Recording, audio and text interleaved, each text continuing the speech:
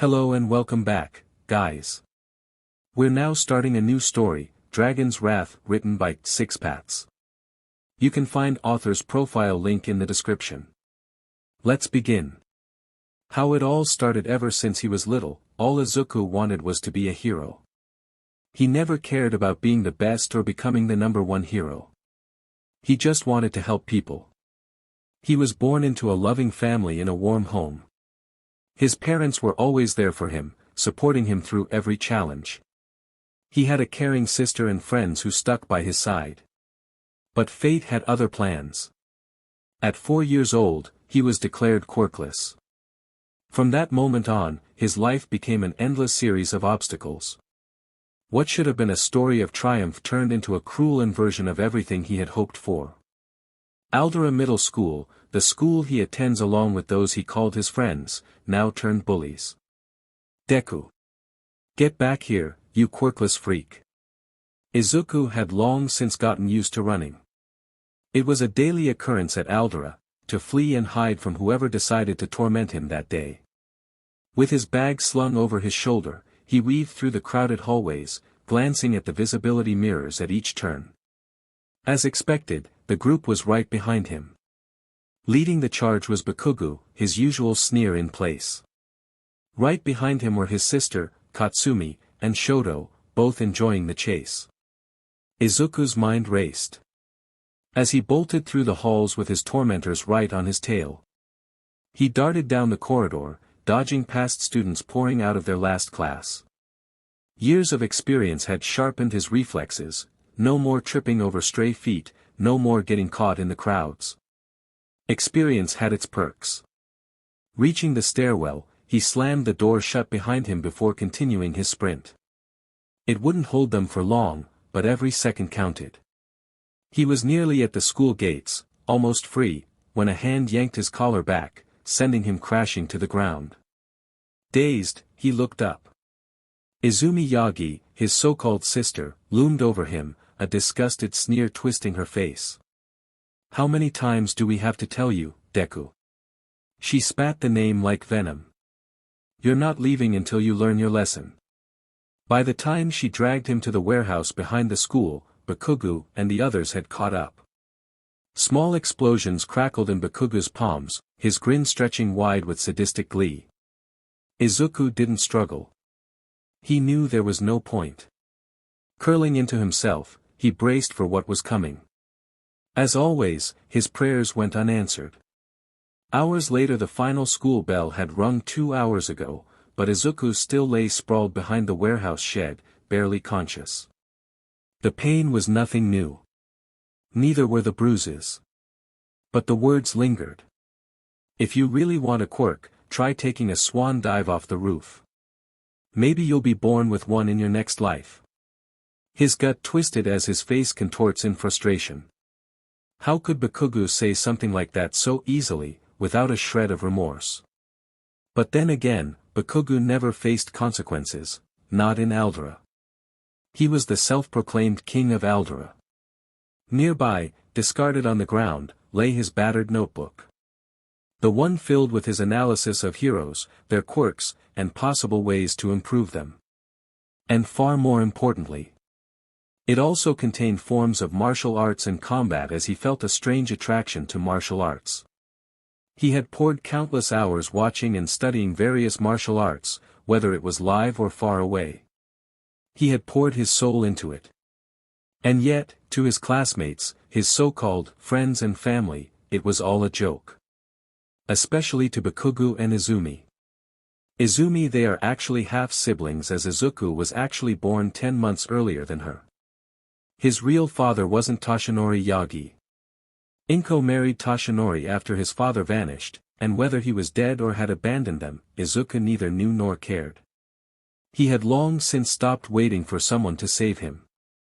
With a groan, he forced himself upright, clutching his aching ribs as he limped toward the school gate. It was late. He needed to go home. As he reached the entrance, he realized the school grounds were empty. The sun had nearly set, casting an orange glow over the deserted campus. But someone was still there.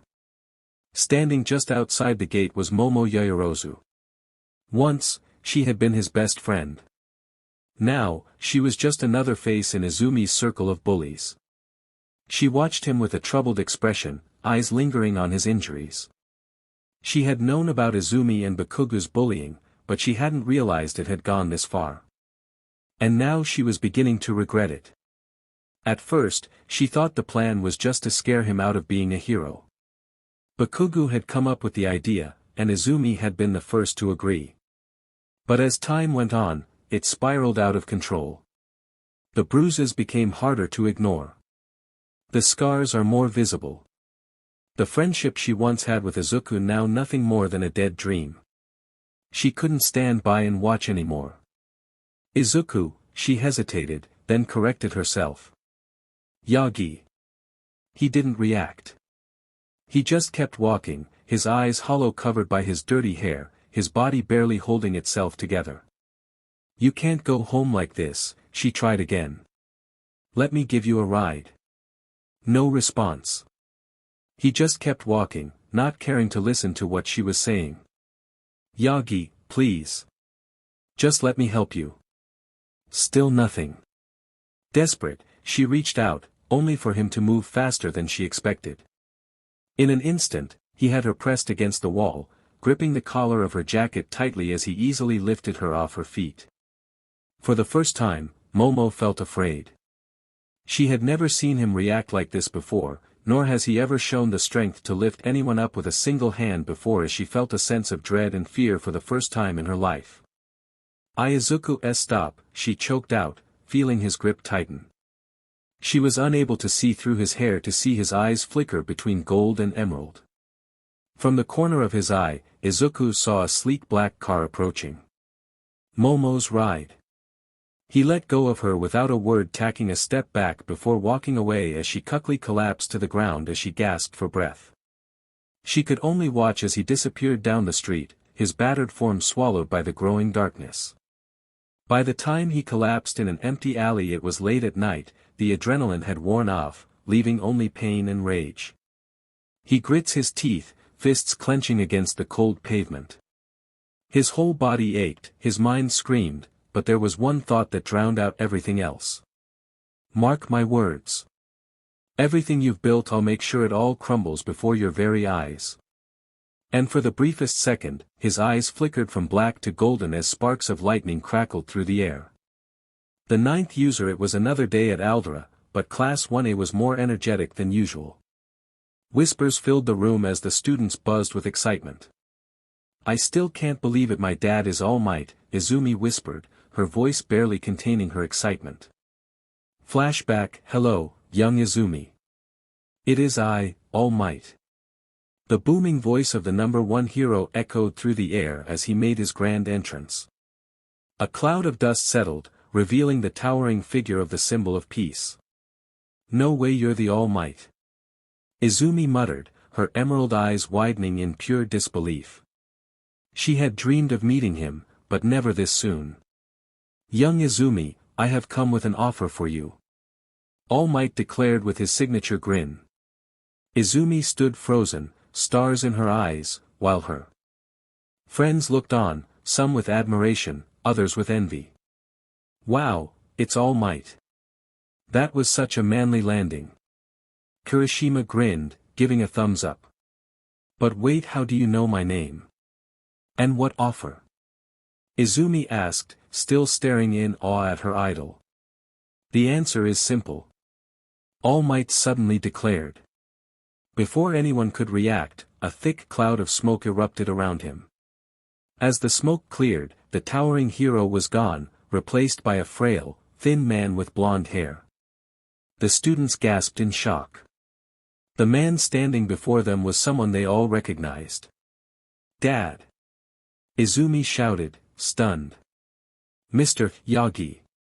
The rest of the class exclaimed. Toshinori Yagi, her father, All Might, nodded with a soft smile. Yes, Izumi, it's me. And I have an offer for you. His expression grew serious. I want you to be my successor. Silence filled the room as his words sank in. What? Izumi breathed, stunned. Why me? I have deemed you worthy to inherit my quirk, Toshinori said simply. The room fell silent once more. A quirk that could be inherited. That was impossible, wasn't it? Some students looked skeptical, others intrigued. But one unspoken question lingered among them, why her and not Izuku? As if sensing the confusion, Toshinori continued. He explained everything, his quirk, one for all, a power passed down through generations. The story of his battle against All for One, the villain who could steal quirks. His secret identity. His longtime partner, Viridian Storm, also known as Inko Yagi. And the responsibility that came with wielding one for all. By the time he finished, the room was filled with stunned silence. Izumi swallowed. So what you're saying is, this quirk has been passed down for generations to fight one villain. And now you want me to carry on that mission? Toshinori nodded. Yes, Izumi. You would be the ninth wielder of one for all. But the decision is yours. Izumi hesitated, her mind racing. This was huge. She had dreamed of being a hero, but this was something else entirely. Then a thought struck her. What about Izuku? She asked suddenly. Why not him? For the first time, her father hesitated. The thought crossed my mind, Toshinori admitted. But after observing him, I don't believe he has the drive or determination to wield this power. He doesn't train, he doesn't push himself. He spends most of his time locked in his room, and, he sighed. I fear he doesn't have the heart to be a hero. Katsuki snorted. Ha! No way that pathetic Deku would ever deserve a quirk. He burst into laughter, some of the other students chuckling along with him. Izumi frowned, gripping her fists. Something about that didn't sit right with her, but this was All Might's decision. Little did they know a mysterious white-haired figure was leaning on a wall on the other side of the alley as he heard everything. The breaking point. The classroom buzzed with chatter as students excitedly discussed their futures, still riding the high from All Might's earlier reveal. Amidst the noise, Momo approached Izumi, a thoughtful expression on her face. Have you seen Deku? She asked, using the usual mocking nickname for Izuku. Izumi blinked, pausing as she thought about it. Actually, I don't think I've seen him since that beating, but I'm sure he's fine. He's dealt with worse. She shrugged, her tone indifferent. Momo nodded in agreement, though she didn't seem entirely convinced. Soon, other students began filing into their classrooms, leaving only a handful behind. Those being Izumi, the Bakugo twins. Katsuki and his sister, Katsumi, the Todoroki siblings, Shoto and Shoka, and Momo. Moments later, the teacher arrived, a stack of papers in his hands. All right, it's time to talk about your future, he announced, his tone holding a fake sense of seriousness. A collective groan filled the room as students slumped in their chairs, dreading the discussion. However, the teacher smirked before suddenly tossing the papers into the air. Oh, who am I kidding? You all want to be heroes, he laughed, causing the students to cheer and use their quirks, except for the top-ranked ones, who remained composed. Just as the excitement settled, the classroom door slid open. All eyes turned toward the entrance as Izuku walked in. But something was different. Gone was the timid, hesitant walk of a boy who feared standing out. Instead, his steps were steady, calculated. Detached. You're late, Deku. That'll go on your record, the teacher smirked, expecting the usual frantic apologies and stammering. But Izuku didn't react. Without so much as a glance in the teacher's direction, he walked straight to his seat, sitting down without acknowledging anyone. He stared out the window, his mind elsewhere. The room fell into an uneasy silence as students exchanged confused glances. Deku never ignored a teacher. Something was wrong. Oi, what's up with you, nerd? One student sneered. Too scared to talk. Maybe he finally realized he's worthless, another chuckled. What are you after, fool? he thought. Flashback, hello there, son, a monotone voice greeted. Izuku froze, his body tense as he slowly looked up. A tall, muscular man stood before him, his sharp eyes peering through a pair of glasses. His skin was purple, his hair white. Who are you? Izuku asked cautiously. The man chuckled. I am Fu, he introduced himself, his voice smooth yet unsettling. And I have an offer for you. One far too tempting to refuse. Izuku's breath hitched as Fu raised his hand, forming a ball of glowing energy. Power. End of flashback. The offer lingered in Izuku's mind. At the time, he had asked for time to consider it. Yet, Fu had granted him a small taste of the power he was offering. Healing him along with fixing his clothes, which seemed the way he did it a simple task, but to Izuku it was just enough to understand its intoxicating potential. Even now, Izuku could feel the energy coursing through his veins. Fu was unlike anyone he had ever met. His thoughts were interrupted when an explosion erupted in front of him, sending him crashing to the floor. The room filled with gasps as Izuku looked up, meeting the furious gaze of Katsuki Bakugo. I told you to give up on your stupid dream, you DMN nerd. Katsuki roared, his hands sparking with another explosion. Snickers and taunts followed. Yeah, what do you think you're doing, Deku? Acting like you're someone important all of a sudden. Pathetic. Give up being a hero already. Izuku blinked, staring at Katsuki's rage-filled face. But for the first time, he wasn't afraid. He slowly rose to his feet, dusting himself off. I'm not in the mood for your temper tantrums, Bakugo. Go bother someone else, he said evenly, his tone devoid of the usual fear and hesitation. Silence. The classroom was deathly quiet. No one could believe what they had just heard. Deku had talked back to Bakugo. Katsuki's eye twitched, his rage only intensifying. The hell did you just say, you DMN nerd? He stepped closer, his hands crackling with energy. Say that again, I dare you. Izuku didn't flinch. He didn't step back. Instead, he held Katsuki's gaze, unwavering. Katsumi, Bakugo's twin sister, stepped forward.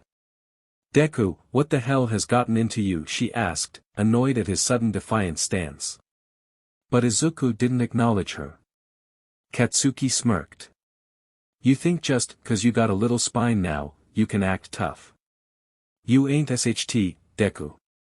You never will be. You're nothing but a quirkless loser who should have never been born. Izuku exhaled. Through his nose, his patience wearing thin. And you, Katsuki continued, stepping even closer, his voice venomous. Need to be taught a lesson. The moment those words left his mouth, Katsuki raised his hand, ready to blast Izuku at point-blank range. But Izuku moved first. With a speed that shocked everyone, he drove his knee into Katsuki's gut. A sickening crack echoed through the classroom as Katsuki gasped, his eyes bulging as he staggered back, clutching his ribs. He collapsed to his knees, his face contorted in agony as he coughed BLD violently. The students and teacher watched in stunned silence. Deku had just broken several of Katsuki's ribs, with a single strike. Izuku stared down at him, expression unreadable. Then, without a word, he turned on his heel and walked toward the door, his bag slung over his shoulder. He pulled out his phone from his blazer and dialed a number. The classroom remained frozen, watching in disbelief. As he reached the doorway, he brought the phone to his ear and finally spoke. I'm done clinging onto Izuku Yagi like some desperate puppy, he said into the phone. And with that, he walked out, leaving the entire class in stunned silence. Katsuki, still kneeling on the ground, coughing BLD, his rage momentarily overshadowed by pain. Katsumi clenched her fists, her jaw tight as she glared at the door. What the hell just happened? Shoto narrowed his eyes. Izuku has changed. Momo swallowed. This isn't good. For the first time, the class saw that they didn't see the same Deku. He was different. And that change terrified them. The atmosphere inside the Yagi estate was suffocating. A nice-mannered home that could fill anyone with warmth, now holding an unsettling tension simmered beneath the surface. As Momo and Izumi along with the rest of their friends sat across from Toshinori Yagi. The rest of their group Shoto, Katsumi, Kirishima, Mina, and the others stood behind them, some more impatient than others. Momo kept her hands clasped together on the table, her normally poised expression tinged with unease. Izumi, on the other hand, sat stiffly, arms crossed, her face set in a scowl which held both confusion and frustration. Toshinori sighed as he leaned back in his chair, his sharp blue eyes narrowing slightly. So, let me get this straight. You're saying Izuku suddenly developed an unnatural amount of strength, fought Bakugo, and then just disappeared. It's not just that, Izumi spoke, her voice steady but laced with concern. There was something off about him. He wasn't acting like himself. It felt as though he had completely detached from everything. Detached, huh? Toshinori murmured, tapping a finger against the table. Denki adds in. Plus he broke Bakugo's ribs. No way that Deku didn't do something to get that confident. Katsumi scowled as they had forced Bakugo to stay home as she grumbled. The DMN nerd never had the guts to fight back before. Now, all of a sudden, he has enough power to put Katsuki in the hospital. He sure got a lucky shot. Luck doesn't break ribs, Katsumi, Momo said sharply. And even if it did, that doesn't explain where he got the power to break that many ribs. Shoto, silent until now, finally spoke. The timing is suspicious. His mismatched eyes flickered toward Toshinori. There is no way this was his quirk awakening late. Which is why we are here in the first place. The room fell into a heavy silence. The implication was clear. All for one. He had called someone on the phone saying something about being done clinging on to himself. Sounded like Maid made a deal with someone. Shoka said calm ly as Izumi finished. And we think he made a deal with All for One. The thought alone sent a chill down Izumi's spine. If Izuku had made a deal with the devil, then they were all in danger. Not just from him but from the consequences that would follow. Toshinori folded his hands together, staring at the group in front of him. Slowly, his expression darkened, his once heroic smile nowhere to be seen. If that is the case, then this is far worse than I initially thought. Mina shifted uncomfortably. I mean, we don't know that it's him, right? You said it yourself that you punched his head in. What if he just got his hands on some illegal strength enhancements? Does it matter? Zero muttered. Either way, if he exposes what we did to him, we're all screwed. The shift in conversation made Momo and Izumi tense. Momo turned toward them, her lips pressing into a thin line. Is that really what you're all worried about? Your reputations. Of course it is, Katsumi scoffed. You think the UA or the DMN public is going to let it slide if they find out we spent years making his life hell? The only reason we even got away with it was because no one cared about a quirkless loser. Momo's stomach twisted at the blatant admission. It wasn't that she had ever been blind to what they had done, she had taken a part on it herself as well, stopping at the second year of middle school, but hearing them say it so casually, with so little remorse, made her feel sick. You're all missing the bigger issue, Shoka cut in, her voice cold. If he did expose us, not only will this put us in a bad light, we could definitely end up in some serious trouble. She said as she had researched what could happen to them if they are found guilty, and let's just say even though she might be the daughter of Endeavor, she is still screwed, though less than her peers except for Momo or Koda, who both stopped or didn't participate in the assaults as often. Then we deal with him before that happens, Katsumi said without hesitation. Momo couldn't believe what she was hearing. Was this really the way they saw things? Not regret, not guilt, just a problem that needed to be erased. However, for Izumi she couldn't help but show denial. Izuku wanted to be a hero whether they had beaten him black and blue he had been steadfast, but what he said when he left. About being done to clinging to his name. To accept some person's proposal. It had left a sour taste in her mouth. Toshinori sighed, rubbing his temples.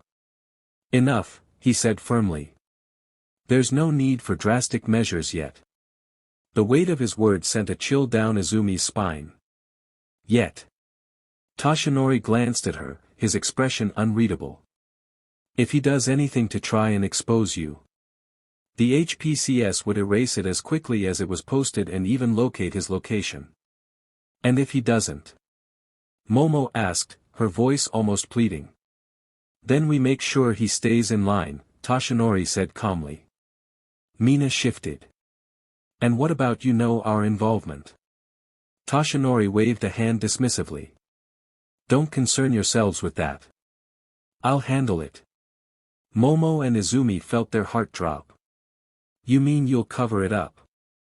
Right. Izumu asked, her voice barely above a whisper. Toshinori didn't deny it. He didn't need to. The answer was clear in his silence. Izumi. You are all promising up and coming heroes. We can't ruin your prospects over what you did to him. And if he is working for all for one, we can't let him crack the image we heroes have cultivated. He said, his voice firm as Izumi relented. Shoto exhaled sharply. So what's the plan?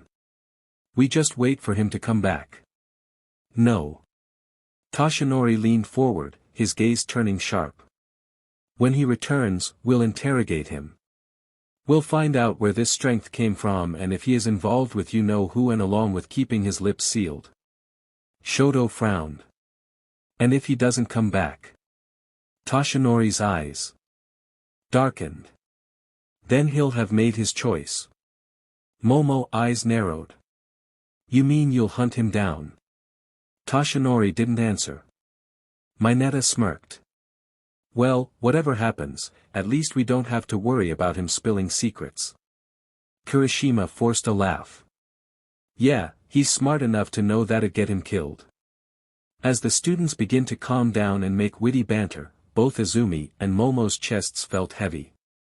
This wasn't right. They could feel it deep in their gut that all this wasn't right. Yet, as when they looked around the room, they realized something chilling. Other than themselves. No one else seemed to care. When Izumi looked around, she even glanced at Shoto or Shoka, usually the voices of reason, were simply going along with the plan, just like when Katsuki proposed they use their quirks to get him to quit being a hero. Mina, Shiro, Kirishima, Denki, Mineta, all of them were only concerned about the consequences, about hiding the BLD on their hands. And Izumi's dad. Toshinori Yagi. The symbol of peace. All Might himself. Wasn't even pretending to be neutral. He had already chosen his side. Momo swallowed hard. If Izuku truly had made a deal with the devil, or if he really had walked away from them forever, she couldn't help but wonder if maybe he had made the right choice. A new beginning. 3 years had passed since Izuku Yagi's disappearance. Despite Toshinori Yagi and the Hero Public Safety Commission, HPSC, exhausting every available resource to find him, the boy had vanished without a trace.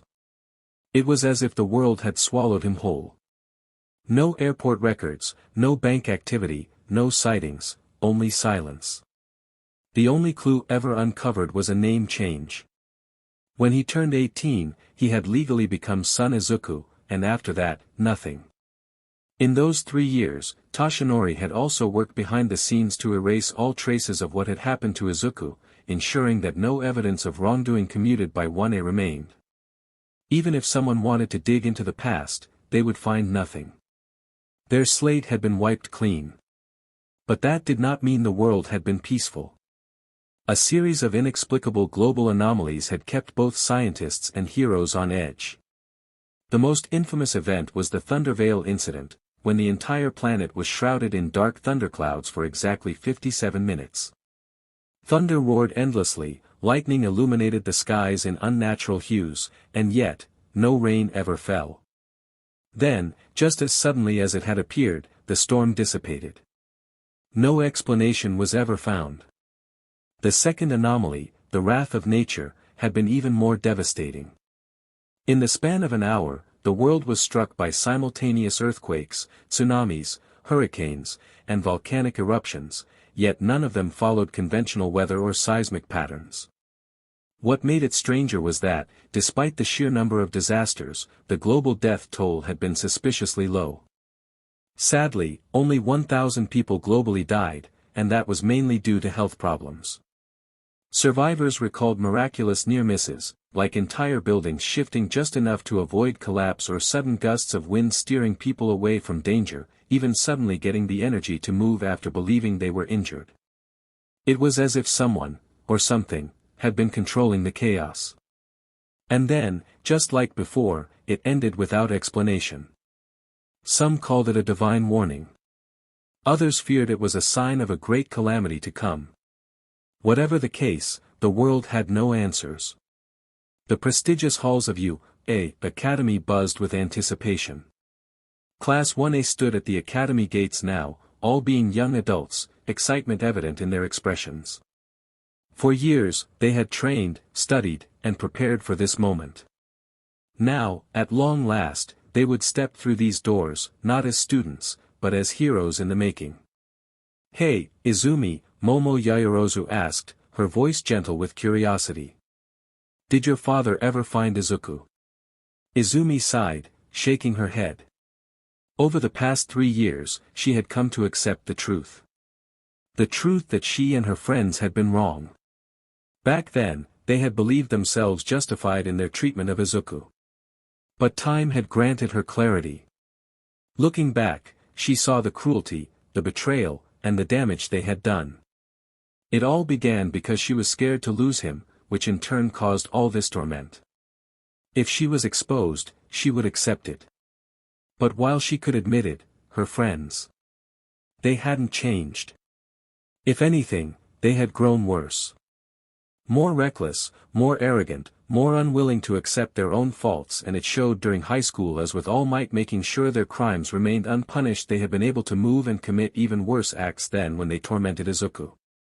They still treated the world like an extension of their middle school days, where strength determined worth and consequences were mere inconveniences. Along with Toshinori aiding them, well, the disastrous results spoke for themselves. "No," she finally answered. "It's like he disappeared completely. No plane tickets, no bank transactions, nothing. The only lead they ever got was that he changed his name to Son Izuku when he turned 18. After that, radio silence." Momo frowned, nodding. "I see." Their conversation was abruptly interrupted as a figure passed between them. The man was tall, his posture composed yet slouched. His short purple hair and sharp, ice-cold, tired violet eyes gave him an air of detached intimidation. He walked with purpose, not sparing them even a glance. "Who was that?" Momo asked, a hint of unease in her voice. Izumi swallowed. "I don't know." But something about him unsettled her. No, not his appearance, but the fact that she couldn't even hear his footsteps. Like a ghost, he had moved without a sound. The grand auditorium was filled with aspiring heroes, future business personnel and youthful inventors. Students from all over Japan, each with their own dreams and ambitions, sat at their designated seats. The air was thick with chatter and excitement. Whoa! Mina Ashido gaped at the sheer number of attendees. "I knew you was big, but this is insane." "This is you, Katsumi Bakugu murmured, her usual arrogant demeanor momentarily replaced with awe. Katsuki scoffed beside her. "TCH. So what? They're all just extras to the future #1 hero." He grinned, jabbing a thumb toward himself. "That's so manly, Bakubro, but we should probably take our seats," Kirishima advised. As the student settled, Izumi took her assigned seat, glancing at the person beside her. Her seatmate was a young man with a lean but well-built frame. His coal-black eyes were sharp and unreadable, and his dark forest green hair was slightly unkempt. He lacked the usual softness of youth, his features refined and mature, yet all these features felt strangely familiar. He wore a red sleeveless trench coat over a black turtleneck. Probably homeschooled or took online classes. Izumi thought, noting his lack of a school uniform. A minority of students fell into that category. Foreigners, online students, and homeschoolers who didn't attend traditional institutions. Before she could ponder further, a voice boomed through the hall. "Settle down." Pro-hero ectoplasm strode to the front of the room, his presence commanding immediate silence. "Welcome to you, Academy," he began. "I am Pro-hero ectoplasm. And for those who pass, I will also be your mathematics teacher. Underneath your desks, you will find a standardized high school final exam. It is divided into 3 sections: home language, mathematics, and life orientation. You will have 9 hours to complete it." A wave of murmurs rippled through the students. "You will have 10 minutes to review the paper. If you attempt to write during that time, you will be penalized accordingly. If you skip a question, not only will you lose those marks, but an equal amount will be deducted as a penalty. If you feel unable to complete the test, you may submit your paper and leave." A heavy silence fell over the room. 9 hours. Izumi whispered. "That means 3 hours per section." A large timer appeared on the projector, beginning the 10-minute countdown. Izumi reached for her paper, only to glance at the young man beside her. He was asleep. His head rested on his arms, his breathing even and steady. Is he seriously sleeping at a time like this, she thought. Instinctively, she reached out to wake him, but something stopped her. Something told her not to. Something warned her not to. She let out a sigh, choosing to focus on her test as she read through it silently. As soon the clock hit 0 as the test had officially begun. 1 hour. 2 hours. 3 hours. 4. 5. By the 6th hour, exhaustion gripped the students. Many had already given up, unable to endure the grueling test. The room, once filled with over 1,000 students, had dwindled to roughly 200. Then, without warning, a student stood. Izumi and Momo's eyes flicker, recognizing the man as the person that walked past them earlier today. He walked calmly toward Ectoplasm, handing in his paper. "You're finished?" Ectoplasm asked, raising an eyebrow. "Yes, sir," Shinso replied. His voice wasn't loud, yet every student turned, eyes wide in shock. Ectoplasm checked the name. "Hitoshi Shinso. Since you've completed the test, you may leave." Shinso nodded, then turned toward Izumi. "Oi. Yamoshi. 3 hours left. Wake up." The sleeping boy grumbled, lazily lifting his head. Silence. Complete and utter silence. No way. There was no way he was going to finish this test. Second coming. Minoru Mineta scoffed as he leaned back in his seat, arms crossed over his chest. His beady eyes flickered toward the young man beside him, taking in his striking yet annoyingly effortless charm. What an idiot. He muttered under his breath. Sure, he might be handsome, but good looks wouldn't save him here. There was no way he'd pass after sleeping through most of the exam. Yet, as soon as Yamoshi took his test paper, he didn't even hesitate. Instead of scanning the questions like any rational person would, he simply started writing. The room buzzed with quiet murmurs, students stealing glances at him in disbelief. Some thought he was panicking, grasping at whatever he could before time ran out. But not Izumi. She furrowed her brows, analyzing the way his arm moved. His strokes were deliberate, steady yet swift, a practiced hand at work. There was no hesitation, no sign of distress. He wasn't guessing. No way he's panicking, she mused, tapping her pen against her paper in thought. If he was, there'd be urgency in his movements, some sign of desperation. But he's calm, almost like he already knows all the answers. Silence.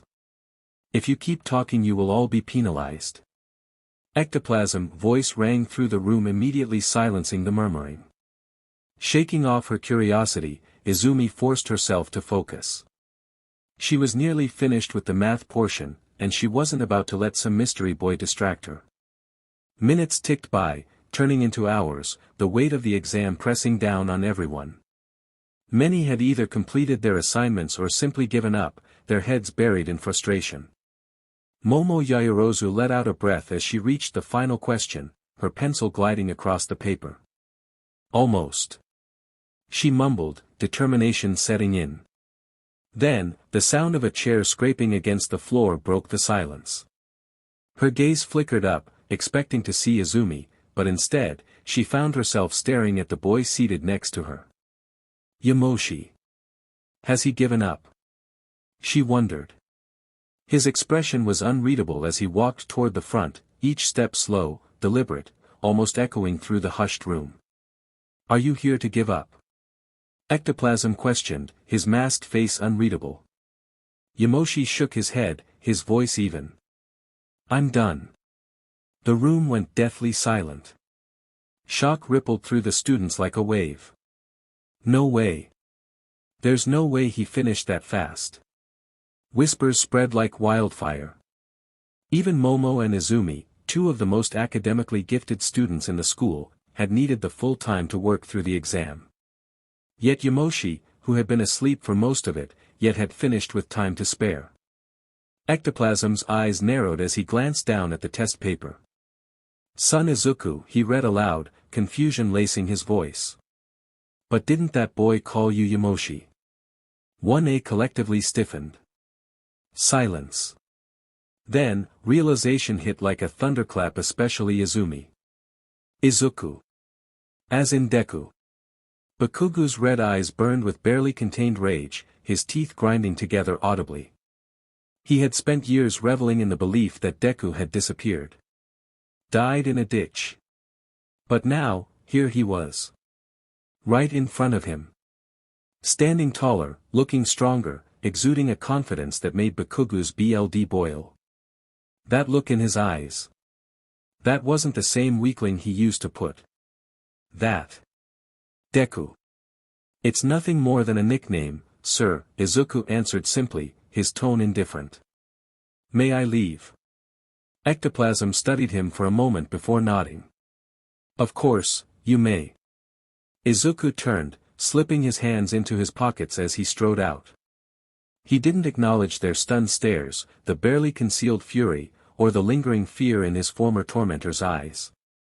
But for the briefest moment, his gaze locked with Bakugu's. Blazing rage met cold indifference. A silent battle, one neither acknowledged aloud, but both understood. Then he was gone. Outside, the crisp air greeted him. Leaning against the wall nearby, Shinso tilted his head, his tired eyes flickering over to him.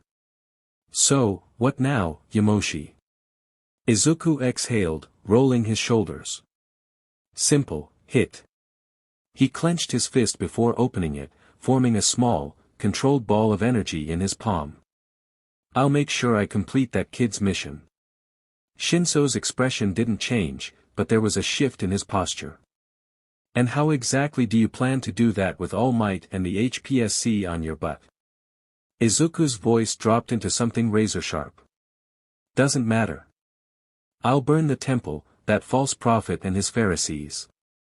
By the time I'm done with it, Judgment Day will rain upon them in torrents of fire as they are sent to the eternal lake. Shinso studied him for a moment before nodding. All right, he muttered, pushing off the wall. I'll be watching. With that, they walked their separate ways. Another hour passes as 1A exited the exam room, tension thick in the air. The DMN Deku thinks he can look down on me. Bakugu snarled, his hands sparking violently.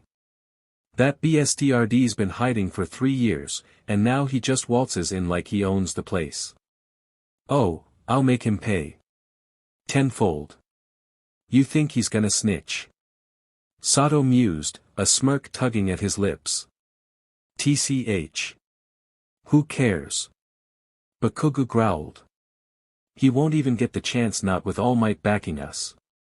Maybe we should just give him a nice beatdown, Kaminari suggested, an easy grin on his face. Just to keep him in check. A chorus of agreement followed. Then, Shoka's voice cut through the murmurs.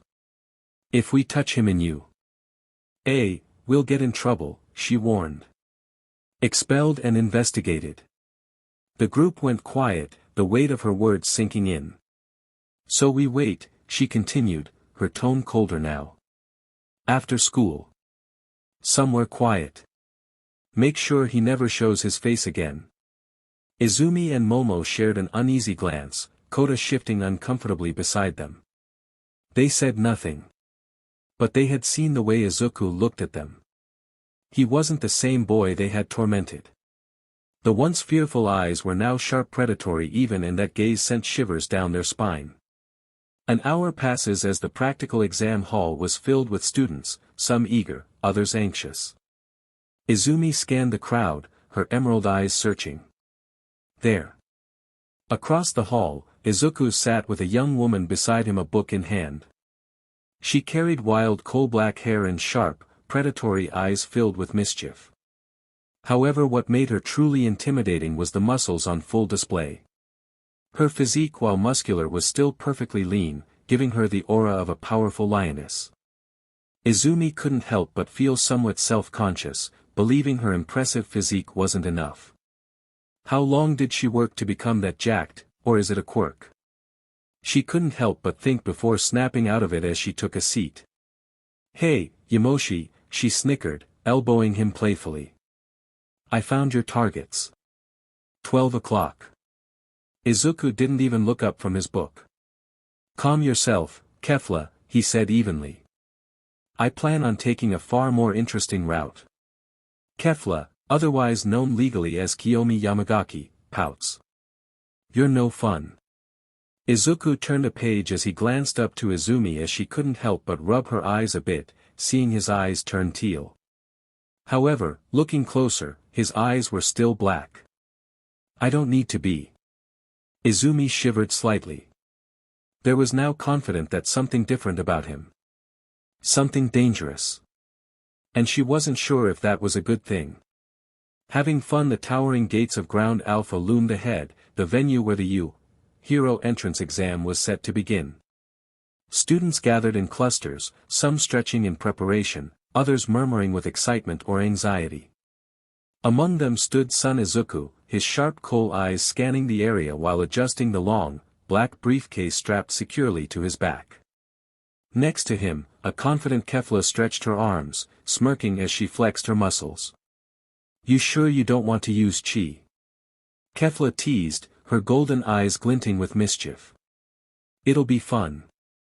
We could even compete against each other, see who's faster. Izuku rolled his eyes, sighing. I'd rather test my new prototype for this exam, he responded, his voice level. Besides, I'd rather not be tested for quirks just yet. Kefla snorted but didn't push further. The two had long since been aware that certain individuals had taken an interest in them. Particularly a certain eavesdropper. As expected, Kyoka Jiro had her earjacks discreetly pressed to the ground, hoping to catch their conversation. However, as a precaution, Izuku and Kefla had seamlessly switched to Mandarin, Kefla's native language. What's he saying? Mina Ashido whispered, watching the duo with a furrowed brow. Kyoka disconnected her jacks, sighing in frustration. No idea, she admitted, shaking her head. They're speaking another language. The group collectively turned to glare at Izuku's back, most notably Bakugo, whose explosive temper was barely restrained. His hands crackled with embers, his sharp crimson eyes fixed on Izuku like a predator ready to pounce. TCH, DMN nerds hiding something, Bakugo growled under his breath. Before anything escalated, their phones pinged with an incoming message, forcing them to turn their attention elsewhere. Meanwhile, inside the teacher's lounge, Nizu sat at a large wooden desk, shuffling through a stack of documents. Beside him, Toshinori Yagi, better known as the #1 hero, all might, sipped his tea with a proud smile. It seems like we have a good batch of intelligent students this year, Nizu mused, adjusting his tiny reading glasses. Suddenly, the door swung open with urgency, and ectoplasm stormed in. "Pardon the intrusion," he said briskly. Nizu tilted his head. "Ah, ectoplasm. What's the problem?" The math teacher rarely showed such urgency, making the other faculty members pause. "I have 2 students who scored full marks on their written exams," ectoplasm announced. The room fell silent for a moment before a proud chuckle escaped Toshinori. "Excellent. I am happy to see such talent among the incoming students." He beamed, already assuming it was likely either his daughter, Momo Yaoyorozu, or perhaps the highly skilled Bakugo or Todoroki siblings. Ectoplasm nods. "Correct, these 2. Mr. Sun and Hitoshi are the first to get full marks in the last 5 years. Toshinori's expression froze. Aizawa, seated in the corner, raised an eyebrow. "Sun and Hitoshi." Ectoplasm handed him the test results. "One is Hitoshi Shinso. He applied for the General Studies course, and the other is none other than Sun Izuku. He applied for the Hero course." Toshinori's breath hitched. "What?" He bolted upright, snatching the papers and scanning them quickly. Sure enough, there it was. Sun Izuku. Perfect score. "That's not all," ectoplasm continued. Izuku had slept through the first 6 hours of the examination before completing in less than 3 hours. He further explained, surprising everyone, as in their years of teaching, they have never heard of someone sleeping through the majority of the test and then completing it. "Well, he is definitely intelligent, maybe an intelligence quirk." Ken muttered, impressed as many modded with his assessment. Nizu's eyes gleamed with intrigue as he got his application file. "Fascinating. A true enigma, that one." Aizawa leaned in, flipping through Izuku's application file. His sharp eyes widened slightly. "Hold on, according to this, Sun Izuku is quirkless." The room fell into stunned silence.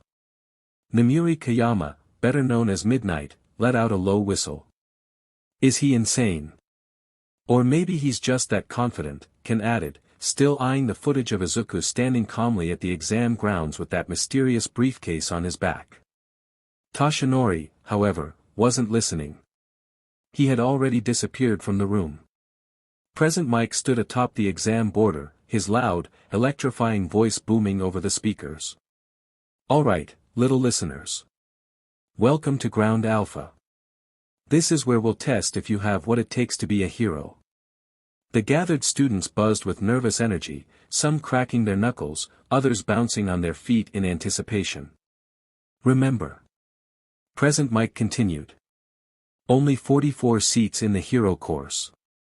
Give it your best shot." As soon as the massive gates rumbled open, a blur of movement shot forward before anyone else. Izuku and Kefla had already taken off, dashing into the city streets without hesitation. Gasps of surprise rippled through the crowd. "Idiots," someone sneered. "They didn't even wait for Present Mike to start the exam. They're definitely getting disqualified." Izumi sighed in disappointment. "Guess he hasn't changed after all." "What are you waiting for?" Present Mike suddenly bellowed, startling the students. "There's no countdown in a real battle. Those 2 got the right idea. Move." The moment his words registered, the remaining examinees scrambled forward in a frenzy. Inside the simulated city, chaos had already erupted. As Izuku approached the closest one-pointer, he grabbed his briefcase as he took out a sheathed katana. As soon as he held it, the edge glowed blue. Izuku unsheathed his blade, slicing cleanly through a massive robot with a single, precise slash of his weapon, a futuristic katana with a glowing blue edge. His expression remained composed, analyzing his surroundings. "Seems my high-frequency katana is holding up well," he mused before glancing at Kefla, who effortlessly punched a hole through another bot with raw strength alone. "Remember," he reminded her, sidestepping a falling pile of rubble. Our goal isn't to reach the top 10. We need to stay within the top 30 to 40 to avoid drawing too much attention. Kefla grinned, cracking her knuckles. Heh. That sounds like a plan. The battle raged on, with Izuku and Kefla systematically dismantling the robotic opponents. The rest of the examinees struggled to keep up, some still shaken by the unexpected start. Back in the teacher's lounge, Aizawa watched Izuku's movements carefully. His sharp gaze tracked the way the boy calculated every move, never wasting energy, never hesitating. Nizu, on the other hand, chuckled softly. A quirkless boy, wielding a futuristic weapon, outpacing students with years of training. My. I do believe we found something special. Toshinori, watching in silence, clenched his fists as his eyes darkened. His thoughts raced, but there was something unsettling about him being so calm. Izuku, whatever you had planned will not make it out of this arena. The hero entrance exam had only just begun.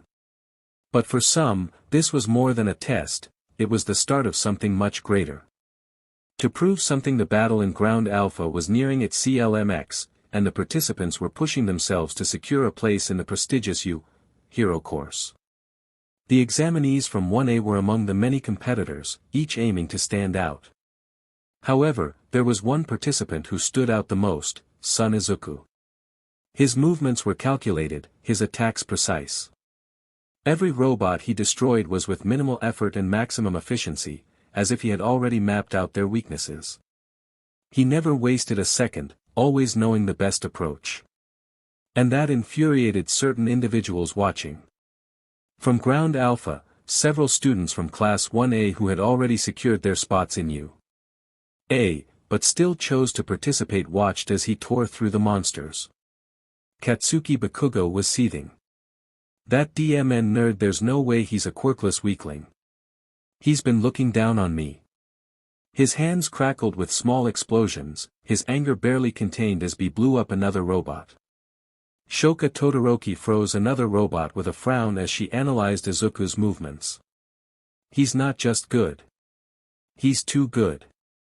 He's not fighting like an examinee. He's fighting like someone who already knows how this test is structured. Momo Yayorozu narrowed her eyes watching from the observation room, along with Kyoka, Mina and Ida noting every calculated strike Izuku made.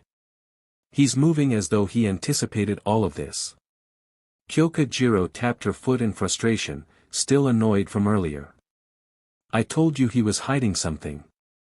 I tried listening in on him earlier, but he was speaking some other language.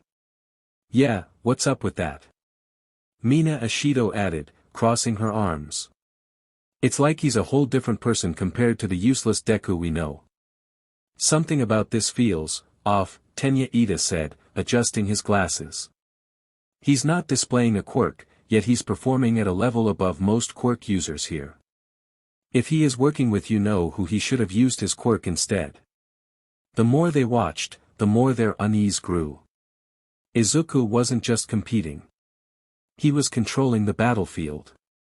Izumi punched through another three-pointer as she glanced at Izuku then Kefla. She couldn't help but note their polar opposite approach to combat. Izuku's was calm, calculating as he cut down the robots like a flash flood, while Kefla plowed through the robots with unrestrained ferocity that couldn't be perceived as deadly. She was like Katsuki but far more calculated, as even in positions where others were there she was like a savage wildfire that rained on her enemies while warning the others to run away from her war path. He's definitely changed, she thought as soon rumbling was heard. And then, the zero-pointer arrived. As soon as the massive robot made its entrance, panic set in. Most students knew it wasn't worth any points, so their immediate instinct was to run. Most, except for Son Izuku and Kefla. Unlike the others, neither of them hesitated. Instead, they focused on a single target stuck under rubble, as it was a ginger-haired girl. Pinned under rubble, she struggled to free herself, gritting her teeth as the massive robot loomed overhead. Come on, she muttered, trying to push the heavy debris off her leg. The zero-pointer raised its massive leg. The sheer weight of its movements caused tremors through the ground. Her eyes widened as she realized, she wasn't going to make it. And then, a blur of violet and red shot past her. Kefla, right leg. Izuku called out. Boom. Kefla moved instantly, her fist slamming into the 0-pointer's right knee joint. The force of her blow dented the metal, causing the machine to stagger slightly.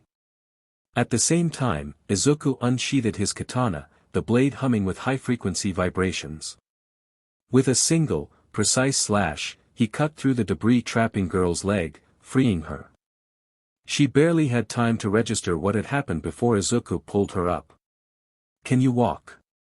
She blinked in shock before testing her leg. I think so. Then move. As soon as she was clear, Izuku turned back to Kefla. Now.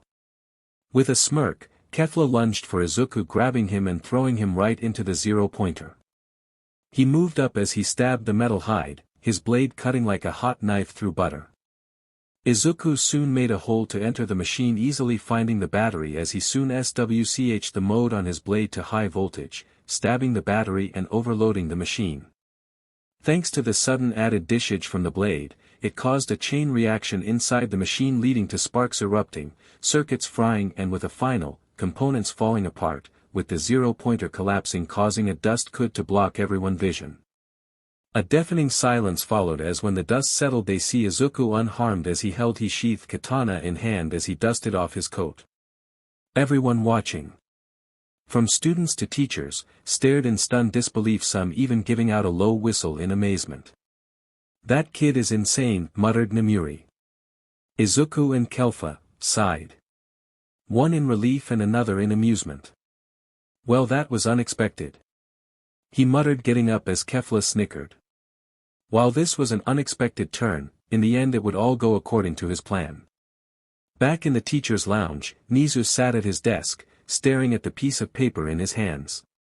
It was the back of Izuku's written exam, covered in what seemed to be a string of random numbers.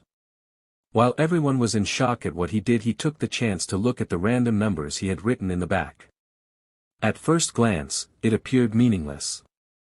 But Nizu knew that this wasn't random scrabbles. It was a cipher. His keen intellect worked quickly, and within seconds, he deciphered the hidden message. Toshinori. Secret. Nizu's small paw tightened slightly around the paper as realization set in. Izuku possibly knew the quirk that was supposed to be a closely guarded secret. The power passed down for generations. Yet this quirkless boy had figured it out. But how? Nizu's beady black eyes gleamed with intrigue. He didn't say anything out loud. Instead, he calmly placed the paper down and reached for his communicator for present mic, have son Izuku report to the teacher's lounge after the exam. It was time for a conversation.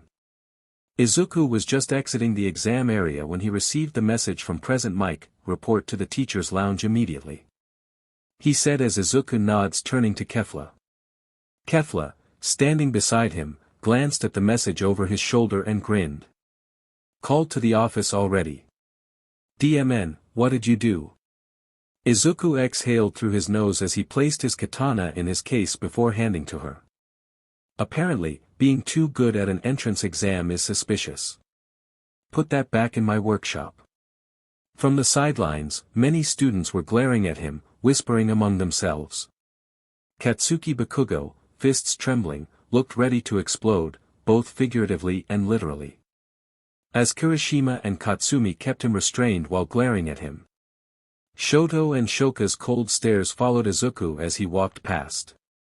Even Kyokajiro and Momo Yaoyorozu had the same skeptical expression, as if trying to see through him. Izuku stopped as he gazed down as he saw Izumi in his way. You're in my way. He starts calmly as Izumi stared into his. Her emerald ones staring into black ones. However, before she could even get a word in, Izuku merely shoved her out his way. Angering 1A as Kefla snickers, walking off as this caught the attention of 1A. Once he arrived, the doors to the teacher's lounge slid open. Inside, sitting behind his desk with his usual ever-present smile, was Principal Nizu. To his left stood Shota Aizawa, arms crossed with an unreadable look. And on the right, Toshinori Yagi. Even in his weakened state, the number one hero had a weight to his presence. His sunken eyes met Izuku's, and for a brief moment, there was something behind them, something between resentment and caution. "Son Izuku," Nizu greeted cheerfully. "Please, have a seat." Izuku stepped forward, meeting Nizu's gaze without hesitation. He already knew what this was about. Negotiations. Izuku stepped forward into the teacher's lounge, his footsteps light but deliberate as he approached the desk. His dark eyes scanned the room, taking in the expressions of the three men before him. Nizu sat with his usual cheerful demeanor, his paws neatly folded on his desk. Shota Aizawa leaned against the wall, arms crossed, his tired gaze watching Izuku with quiet scrutiny. And then there was Toshinori Yagi, the number one hero. Even in his weakened state, Toshinori still carried an undeniable presence. His piercing gaze bore into Izuku as if searching for something. Answers, proof, or better yet, an excuse to strike. "Please, have a seat," Nizu gestured politely. Izuku didn't hesitate. He pulled out a chair and sat down, resting his arms casually on the armrest. His posture was relaxed but purposeful. He knew exactly why he was here. Nizu studied him for a moment before sliding a folder across the desk. "Son Izuku, or should I say, Izuku Yagi," he began. "Your records are interesting." Izuku didn't react. He had expected this. "You were a problematic student during your middle school years," Nizu continued, tapping the folder. "Frequent fights, trouble with authority figures, and an apparent shift in personality between your early school years, and then there is you running away from home for the past 3 years. That, combined with today's performance, raises quite a few questions. Even Toshinori here. Your stepfather has expressed that you were rather spoiled, so to say." Izuku eyebrow raised in slight confusion as he exhaled through his nose, shaking his head as if he had figured it out. "Oh really? Then it seems I have grown out of it on my runaway adventures, so to speak." Toshinori leaned forward, his jaw tightening. "I won't dance around the issue. Are you working with all for one?" Izuku turned to him with a raised eyebrow. "Nope." He answered simply as Toshinori scrutinized him as if trying to intimidate him. Toshinori's eyes narrowed. "Then where did you get that level of skill or power?" Izuku smirked slightly. "Well, I'm still a normie. And besides, even I told you you wouldn't believe me." A heavy silence filled the room. "Why not try us?" Aizawa finally spoke, his tone neutral but interested. Izuku met his gaze. "I've trained. I've studied. I've fought harder than anyone else because I had to. If you really went through my records, then you know my life wasn't easy. You labeled me a delinquent, but let's be real. I was a fighter. And I fought because that was the only way I'd survive." Toshinori clenched his fists. "And who taught you?" Izuku's smirk widened just slightly. "That's my business." Nizu sighed as he was intrigued with the way he had worded his statement. "And yet, you expect us to welcome you with open arms." Izuku leaned forward slightly. "Oh, you will accept me." Toshinori scowled. "You certainly seem confident." Izuku's gaze sharpened. "Because I know something you don't want the world to know." The room grew tense as Nizu tilted his head in curiosity as he had a feeling he knew the secret he was referring to. "Oh." Izuku reached into his coat pocket and pulled out a folded sheet of paper. He slid it across the desk. Nizu picked it up, unfolding it carefully. His beady black eyes scanned the contents, only to freeze. Toshinori leaned over to see it, and his blood ran cold. It was 4 words. And written clearly within it were 2 words, one for all. Izumi. As Izuku handled his business, Kefla made her way toward the exit, carrying his weapon case. She had almost made it when a group of students from 1A stepped in her path. Katsuki Bakugo, Shoto Todoroki, and a handful of others stood in front of her, blocking her way. Hand over Deku, worthless toy. Bakugo growled as he popped small explosions in his palm threateningly. Kefla raised an eyebrow. Can you repeat that? You're gonna give us Deku's worthless weapon. Or else. Katsumi repeated as they all surrounded her, some flashing their quirks to intimidate her. However, she just smirked. And I refuse. What are you gonna do about it? I highly recommend you bow down to your superiors before you get hurt. Denki smirked as he eyed her figure with a perverted grin. As before anyone could react, she moved. In a blur, she knocked Denki out cold with a brutal punch to the face as the sound of cracking was heard as BLD leaked out his face. The others tensed, suddenly realizing they had severely underestimated her as Kefla grinned wildly as she cracked her knuckles. Anyone else wanna play? The remaining students hesitated. Kefla's presence was almost feral, her wild smirk promising pain. However, Katsuki seemed to be angered by her defiance as he along with Katsumi and Kirishima charged at her with Shoto and Shoka sending ice at her direction. However, suddenly the three young adults were surrounded in a green energy suspending them as wind pressure breaks apart the ice glaciers, charging at Kefla, who still just grinned. Izumi and Momo quickly stepped in. Enough. Izumi ordered. Momo nodded. Let her go. Kefla chuckled looking at them as she then turned to the frozen Katsuki as he couldn't help but seethe in hate at the look she was giving him, the look where they looked down on him. Smart move. As she walked past them she couldn't help but chuckle as she felt the gazes of 1A on her back, but she didn't care. Oh, this is going to be fun. Toshinori's breath hitched. His body stiffened as the implications of this set in. Nizu's paws tightened around the paper, his normally cheerful expression slipping into something unreadable. How? Izuku shrugged. That's my business too. Toshinori slammed his hands onto the desk. You. Careful, Izuku interrupted, his tone calm but firm. If I wanted to expose that secret, I would have done it already. But I'm not interested in that. I'm just proving a point. I know things. And if I know about one for all and all for one, then imagine what else I might know. Toshinori gritted his teeth. He wanted to deny it. He wanted to call Izuku's bluff. But the cold, calculating look in Izuku's eyes made it clear. This was not an empty threat.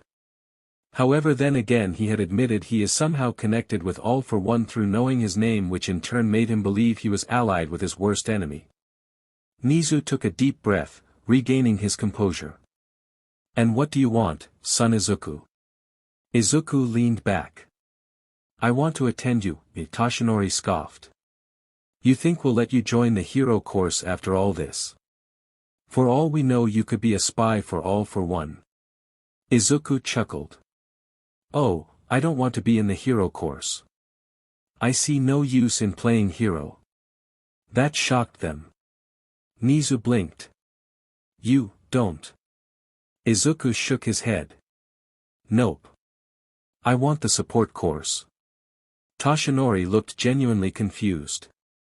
He believed Izuku wanted to join the hero course so he could spy on 1A and get his revenge, but now he was discarding his chance for revenge was beyond him. Why the support course? Izuku yawned bored. Because I'm an inventor at heart. How else you think I made my high-frequency katana? And for the spy thing? I'm an innocent man. Nizu's eyes gleamed with curiosity. Fascinating. Toshinori, however, still wasn't convinced. His expression darkened as his body began to swell. In an instant, the frail Toshinori was gone, replaced by the towering, muscular form of All Might. Izuku barely batted an eye. All Might's presence was overwhelming as he glared down at the young man, his glowing blue eyes staring into Izuku's bored onyx ones. If you're truly innocent, prove it. Tell us where you heard of All for One. Izuku sighed. I was hoping you wouldn't be an idiot. And then he moved. With a single, fluid motion, Izuku's hand shot forward and pressed against a pressure point on All Might's neck. The effect was instantaneous. All Might's muscles seized up. His body locked in place as an intense, numbing sensation spread through him. His limbs refused to move. His breath hitched as he realized. He was paralyzed by a quirkless child no less. Izuku's gaze was as cold as ice. If I were working with All for One, do you really think I'd be sitting here talking to you? All Might's vision blurred slightly as the paralysis deepened. Calm down, Toshinori, Nizu interrupted. We wouldn't want you collapsing in front of a student, now would we? With that, Izuku released the pressure point. All Might stumbled back, gasping for breath as his muscles slowly regained movement. He looked up at Izuku in pure disbelief. Nizu chuckled. Well, son Izuku, I must say. You are very interesting. Izuku smirked. So, do I get my acceptance letter? Nizu's smile widened. Welcome to UA, dear boy. Threads of tension. Nizu sat in his office, a steaming cup of tea resting in his paws as he stared at the document before him. The rhythmic ticking of the antique clock was the only sound in the room, filling the silence with a steady, unbroken tempo. Today's events had left a lasting impression. Izuku Yagi no. Son Izuku was an enigma wrapped in a paradox. A supposed runaway, trained in ways no ordinary delinquent could ever manage, and yet still officially quirkless. The way he carried himself was unlike any reckless youth. He was measured, deliberate. Someone who played the game as if he knew every rule before the pieces were even set. And most of all, he had forced his way into you, leaving Nizu with no choice but to accept him. Nizu had seen many attempt to outwit him over the years. Some tried arrogance, others charm, and all had failed in the end. But Izuku. He never overreached. He only presented what was necessary, revealing just enough to tip the scales in his favor without ever showing his full hand. His gaze drifted to the folded note beside him. One for all. Izumi. It was a power play unlike any other. Not a threat, well, not exactly, but leverage. A clear reminder that Izuku was not someone they could dismiss. And then there was the way he handled Toshinori. Nizu chuckled softly, taking a slow sip of his tea. That alone had been worth the price of admission. For a quirkless individual, Izuku had moved with a precision that even All Might hadn't anticipated. No wasted effort, no excess motion. Just a simple pinch in the right spot, just like that. You would see that power wasn't the only deciding factor in a confrontation. Yes, a storm was brewing. Toshinori would not allow Izuku to move unchecked. Whether out of paranoia or fear, he would push back. Aizawa, however, seemed more intrigued than concerned. Ever the pragmatist, the man had seen through the hero worship long ago. Watching Toshinori be knocked off his pedestal had been amusing enough that he might remain objective. And then there was Class 1A, Nizu's eyes gleamed. Yes, this will be interesting indeed. Tensions were high as the students gathered at the school gates. At the front stood Katsuki Bakugo, his hands twitching with barely contained aggression, held back only by Katsumi and Kirishima. Calm down, Bakubro. Kirishima gritted out as Katsuki strained against his grip. Shoto and Shoka stood nearby, their usual calm marred by irritation. The rest of Class 1A hovered close, some confused, others on edge. Kefla's earlier attack had rattled them. For many, it had been a harsh wake-up call. A reminder that there were people outside their class who wouldn't hesitate to knock them down a peg. And Kefla. She had been more than happy to deliver the first blow. Shut it, shitty hair. Why the F are we letting that beach leave? Katsuki snarled, his gaze locked onto Izumi. Izumi crossed her arms, unfazed. For one, we're still on you, grounds. And for another, you saw what one punch did. She gestured to Denki, who sat on the ground, nose still bleeding as Shiro, Mineta, and Kyoka tended to him. She got lucky. Katsuki spat. If it was me, she'd be groveling under my boot. Momo scoffed. You should have just left her alone in the first place. But she attacked one of our own. Kyoka snapped, frustration lacing her voice. And you seriously expect us to be okay with that? You cornered her. Momo countered. You threatened her if she didn't comply. Denki made a crude remark. She simply responded. By breaking his nose. Mina exclaimed. He'll live, Izumi said flatly. Katsumi's jaw tightened, still holding back her brother. That doesn't change the fact that she's with him. That worthless Deku, Izumi's eyes hardened. Don't call him that. The weight in her voice made a few students flinch. Even Shoto and Shoka glanced at her in mild surprise. Katsuki, however, was unfazed. Why the hell not? He ran away like a coward. Now he's back, acting like he's better than us. He should have just died in a ditch. Izumi stepped forward, meeting his glare head-on. You don't know anything about what he's been through. And you do?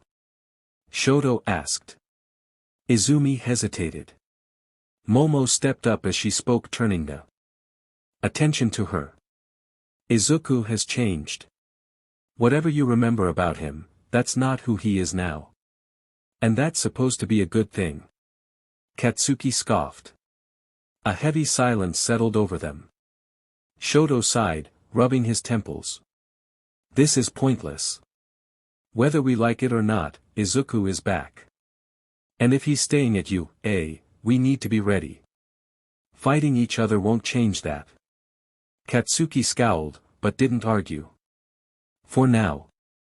Izuku stood atop a skyscraper, the city stretching out before him. The cool breeze rustled his coat as he gazed at the horizon. Footsteps approached from behind. He didn't need to turn to know who it was, he knew them for 3 years. Their chi was as distinct as bright colors on a black canvas. Kefla and Hitoshi Shinso stepped into view. Took you long enough, Kefla muttered, tossing a weapon case at him. Had to deal with some punks on the way out. Izuku caught it easily, smirking. I heard. Good job not breaking all their bones. Tempting, Kefla said, crossing her arms. But you would have been mad. Hitoshi raised an eyebrow. So, you really strong-armed your way into you, eh, huh? Of course, Izuku replied smoothly. Would you expect anything less? Hitoshi scoffed. After 3 years fighting NOX and the Red Ribbon Army. Thought you would have moved on. Close. The casual way Izuku said it made them pause. They knew his past. They knew his plans. But still. UA. Kefla leaned against the railing, studying him. So, what's the play? Izuku smirked. We settle in. We watch. We wait. And most importantly, we play by the rules, for now. Hitoshi snorted. You. Playing by the rules. That's rich. Izuku held up a hand in mock innocence. Hey, I'm a model student. Kefla rolled her eyes. Yeah, sure. And I'm the Queen of England. Izuku chuckled. Trust me. UA is gonna be very interesting. We get front row seats to the circus act of heroes versus villains, and I get to make them pay for what they did to Izuku Yagi. Hitoshi exhaled. And All Might. Do you really think you won't retaliate? Izuku's smirk didn't falter, in fact it widened, his chi overflowing. Oh, I'm counting on it. Kefla grinned. This is gonna be fun. Lightning crackled faintly around Izuku's body. Yes. This would be very fun. First day Toshinori sat at the head of the room, his usually bright demeanor replaced with a somber expression. The students of Class 1A were gathered in his living room, some sitting on the couches while others stood or leaned against the walls. The air was heavy, tension palpable as they replayed the events of the past few days in their minds. Izuku Yagi, no, son Izuku, had returned, not as the meek, quirkless boy they once knew, but as something else entirely. He had forced his way into UA, maneuvering around Nizu himself, and now he was a student of the world's most prestigious hero school. For many of them, that fact alone was hard to swallow. Katsuki's scowl was deep, his arms crossed so tightly his knuckles turned white. "You're seriously just gonna let him walk around like he owns the place," he barked, eyes locked onto Toshinori. "That Deku. He shouldn't even be here." Izumi sighed, pinching the bridge of her nose. "He's not the same Izuku anymore, Bakugo," she muttered, her voice laced with irritation. "And if what Dad said is true, then we don't really have a choice, do we? He's hiding something." Shoto's voice was calm but firm. "That much is obvious." Kirishima shifted uncomfortably. "Still, he didn't actually do anything wrong, right? I mean, yeah, he kind of forced his way in, but that just means he's got guts, doesn't it?" Momo frowned. "It's not that simple. He used leverage to gain entry. Information that should have been impossible for him to acquire." Her eyes flickered toward Toshinori, who remained silent. "And that's one for all." A hush fell over the room. Denki, who had a bandage over his nose thanks to Kefla's earlier attack, frowned. Wait, he knew. "That's great," he said as people looked at him like he grew two head. "Doesn't that confirm he is working with, you know who?" he asked as everyone seemed to agree with his train of thought with some looking confused on when he had gotten smart. Maybe that punch fixed his brain. Toshinori exhaled slowly, rubbing his temples. "That's exactly what concerns me," he admitted. "For Izuku to know about One for All. It means someone told him, and if it is truly All for One, but if he is working with All for One we can just investigate him and get him kicked out of UA." Deduced Shoka, causing many to celebrate. However, Izumi shook her head. "While that sound like a open and shut case, we only know that he knows. If we are wrong he can sue. And they will definitely look into the matter, especially if he does so publicly." She shut down Shoka's plan as many seemed to deflate, as even if they didn't want to admit it. That Deku had trapped them without any escape. "So what can we do? You have any ideas, Mr. Yagi?" Toru asked hopefully as Toshinori hesitated, never being in this position of having the being close to his target but completely unable to catch his prey. "I don't know." That uncertainty made some of them uneasy. Toshinori always had an answer, always knew what to do. For him to be unsure was not reassuring. Katsuki grinned, raising his hand as he popped a few small explosions. "TCH, doesn't matter. I'll beat his butt before he gets the chance to pull anything." Katsumi sighed. "That didn't work last time." Katsuki's eye twitched, but before he could argue, Izumi spoke up. "Regardless of how we feel about it, he's here now," she said, looking around at her classmates. "And whether we like it or not, we're going to have to deal with him." Momo nodded solemnly. "Izuku is dangerous. Not because of his strength, but because of his mind." Her mind flickered to that day Izuku had lifted her off her feet and nearly choked her to death as she unconsciously rubbed her neck. "He's playing a long game, and I fear we're only seeing the beginning." "Wait. Can't we just go to his house and convince him to never come back?" asked Ojiro, as many seemed to see where this was going as Izumi and Momo's stomach dropped, but the way Toshinori slumped in his seat seemed to calm down their uneasy hearts. "I also considered that, but he is currently living in a relatively high-up penthouse suite in a new hotel known as GOH Hotel. Moreover, the manager of the establishment isn't one to be intimidated, nor are his employees willing to listen to the HPSC, so if we barge in, without solid proof, they will sue us." He explained as many seemed to grimace in annoyance as Izumi and Momo glanced at each other with a mix of concern and horror, as it was easy to understand what he might have done if they controlled the hotel Izuku stayed at, and even they saw how bad this was getting. They were crossing boundaries that no hero should ever cross. Whether they wanted to admit it, but this This is something that villains would do. Mina shuddered. Great. So, what do we do? Toshinori looked at each of them, his gaze heavy with meaning. We watch him. Time skip. Izumi stood at the front of you, hands clenched into fists at her sides. She had been preparing for this moment. She had told herself over and over again that she wouldn't let her emotions get the better of her. And yet, as she watched Izuku approach, the weight in her chest was unbearable. He was here. Walking through the gates of you, like he belonged, like he hadn't spent years missing. Like he hadn't left them behind. His black eyes locked onto hers, unreadable, calculating. Kefla, beside him, carried an air of quiet amusement as she strode forward, wearing the school breathes instead of the skirt. Izumi noted it briefly but didn't comment. Instead, she focused on Izuku. His presence alone made her stomach churn with unease. For 13 years, she had hated him. And for 3 years, she had missed him. And now, here he was. Good morning, Izumi, Izuku greeted casually, as if they were nothing more than old acquaintances. She narrowed her eyes. Morning. A pause. Kefla smirked, looking between the two. DMN, this is awkward. Neither Izumi nor Izuku reacted. Finally, Izuku's pet his head to the side as if intrigued, even he could tell she had matured along with Momo. Sadly, it was far too late for any reconciliations. I suppose we'll be seeing a lot of each other, he mused, adjusting his school bag. Try not to let it distract you too much. Izumi's jaw clenched. Then, without another word, Izuku turned and walked inside. Kefla chuckled as she followed after him, glancing over her shoulder.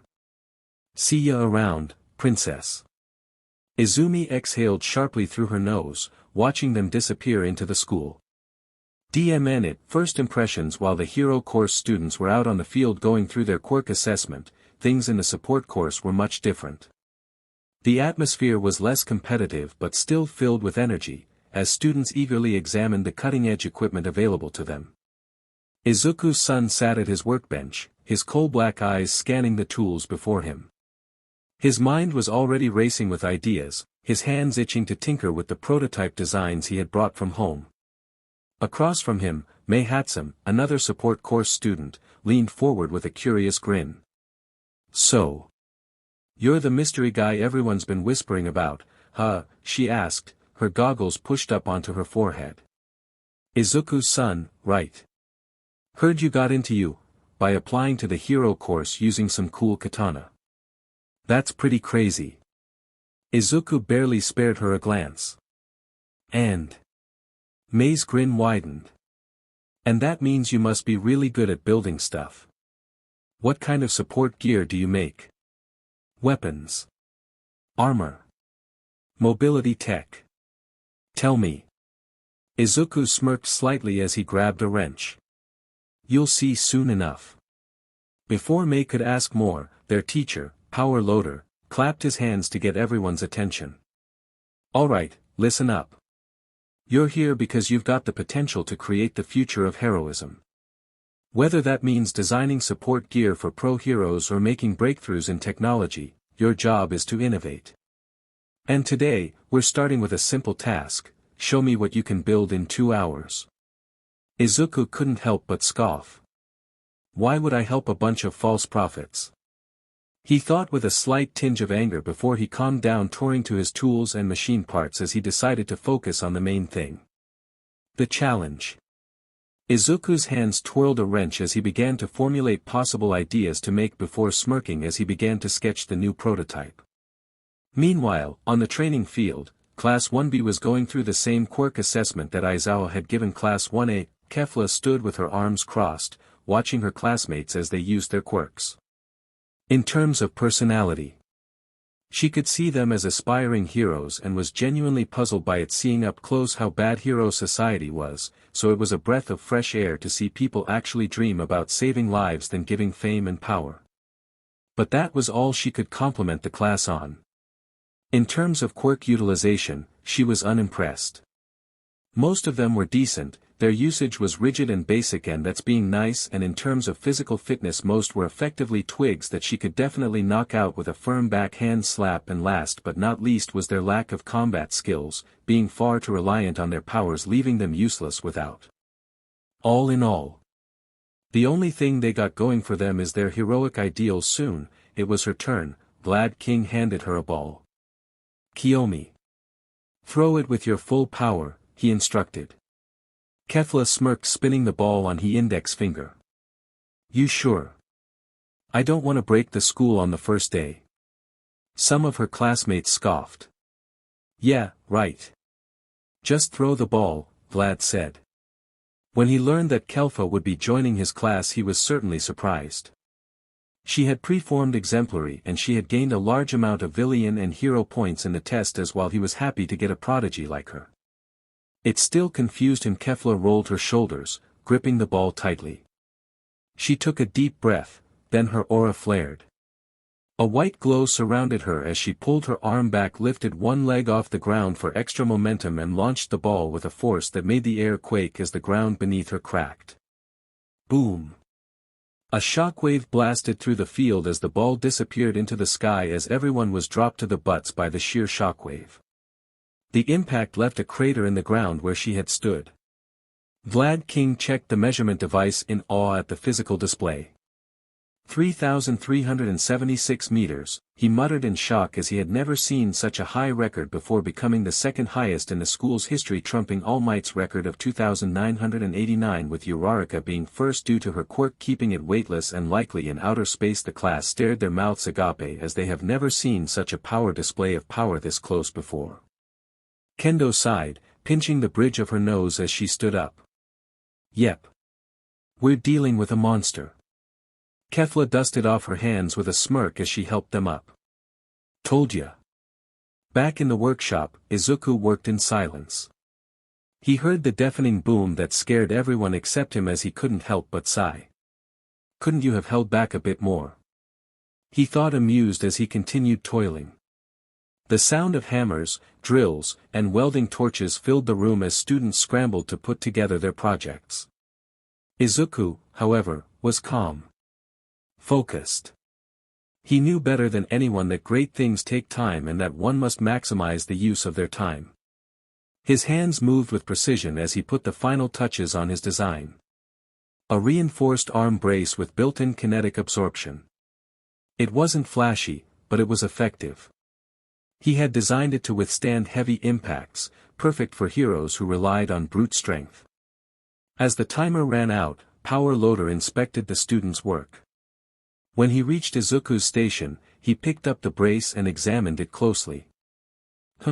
This is masterful craftsmanship," he muttered as he was genuinely intrigued by its design. "You designed this in 2 hours?" Izuku nodded. "Yeah.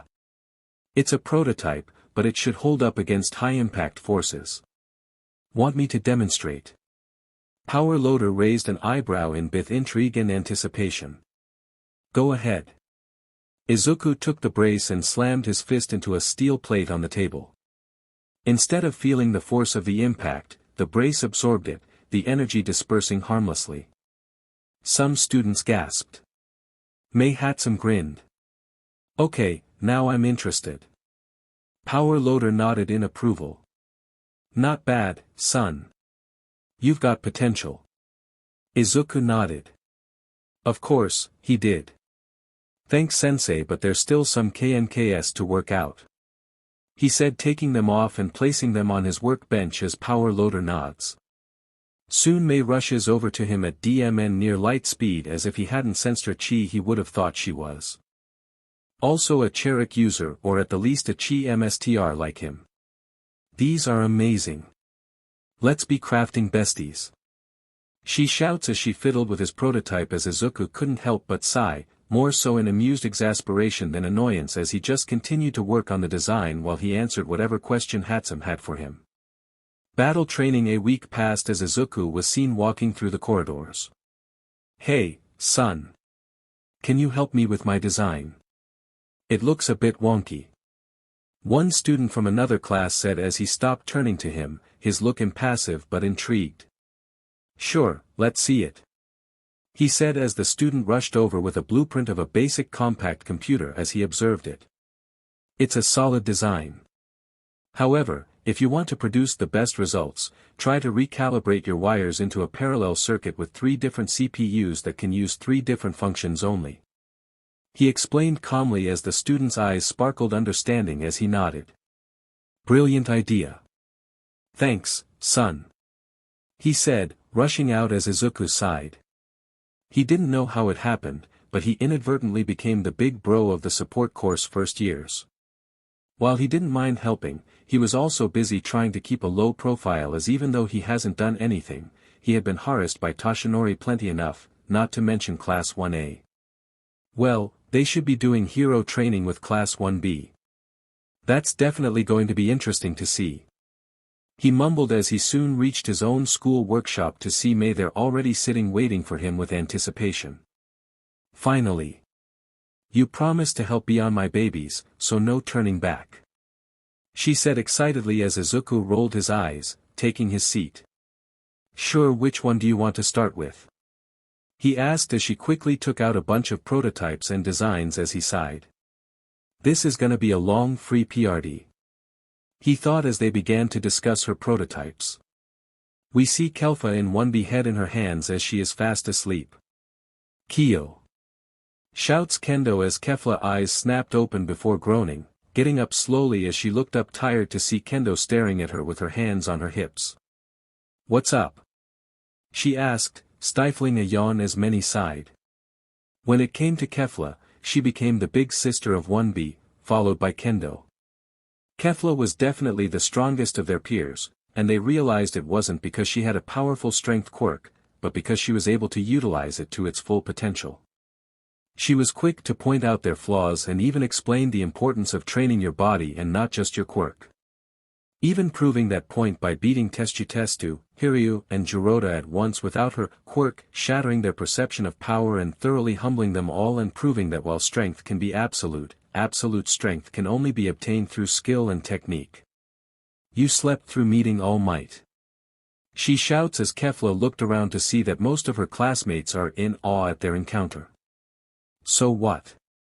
It's just one guy in spandex. She said groggily as Many couldn't help but glare at her in mock offense and contempt. Now. Let's all calm down. We have to show 1A that 1B cannot be underestimated. Ken said with a smirk as Many nods resolutely as Kefla sighed, standing up. Alright idiots. Let's get moving. She said as Many stood up, determined. Hi. They shout agreeing as they all take their briefcases going to the changing rooms as Kefla was the last. Wait, Kiyomi. Ken stops her as she stopped and turned to her teacher. Could you stay a bit longer? He requested as Kendo was curious, but a nod from Kefla sent her off. So why keep me waiting? Kefla asked as she stared at Ken, who had an unnatural seriousness. Why are you here? He asked bluntly as she was taken aback. I can tell you aren't interested in becoming a hero, yet you joined to the hero course. Why? Ken asked as Kefla was silent. He had been with them for a week now and had gotten a good grasp on their personalities, while everyone was excited with the prospect of being a hero. She couldn't care less treating heroics classes like a free PRD, so he was suspicious about her motives. She placed her hand on her hip with the other on her chin as if thinking. That's a good point. If I had to say, I guess I am doing it for a friend. She said with a shrug as he seemed deep in thought. Alright, you may go. Ken sighed as Kefla nodded, turning to leave till she stopped, glancing back at him. You know. I see nothing good about being a hero in this era. My question to you is, do you see why? She asked as this seemingly simple question had rendered him frozen as she walked out. I can't tell you have a good heart, sensei, but the sad part is the cause you're fighting, it died years ago. She thought with a sigh as she passed by Shinso, who was returning from the bathroom. Don't go too crazy now, Sun still needs them able to participate in the sports festival, most you can do is dislocate or crack some bones. He said calmly as she sighed. What about chi blasts? she asked as he shrugged. Worst second-degree burns, but rather not expose chi to them, yet. He said as she smirks before giving him a quick kiss on the cheek. Well, that I can arrange. She smirked as he just sighed at his girlfriend, who walked away with more sway in her hips as he sighed, rubbing his temples. I must compose myself on school grounds. He repeated in his head as he went back to class. We arrive at ground beta, where we see class 1A and 1B waiting outside. Where is she? Testu asked Kendo as Kendo shrugged. She should be running late, Sensei told her to wait for a moment. She said as he nods, as suddenly footsteps can be heard as they all turn to the tunnel as Kefla walked towards them in her hero attire. Her hero gear followed a purple and gold color scheme. She wore baggy briefs accented with gold lining on the sides, her martial arts boots with gold tips and her top holding the same pattern as her briefs, and on her arms were pure pulled wrist gauntlets. Sorry for the long wait. She said, not really sorry, as she gave them an intense stare as she gripped onto her fist with a smirk. Time to show them who's boss. My pride is my biggest strength. We see class 1A and B in the observation room as they are now in front of All Might. Welcome, young heroes. Today, we will be doing a practical assignment, also known as battle training. He said enthusiastically as he saw many cheered in excitement, well, all except Kefla, as he scrutinized her slightly. Awesome. I can't wait to see what we are gonna do. Kirishima and Testu said at the same time, as many were curious and excited about what All Might had in store for them, well, except a few. You gonna say something, or are you gonna keep glaring at me?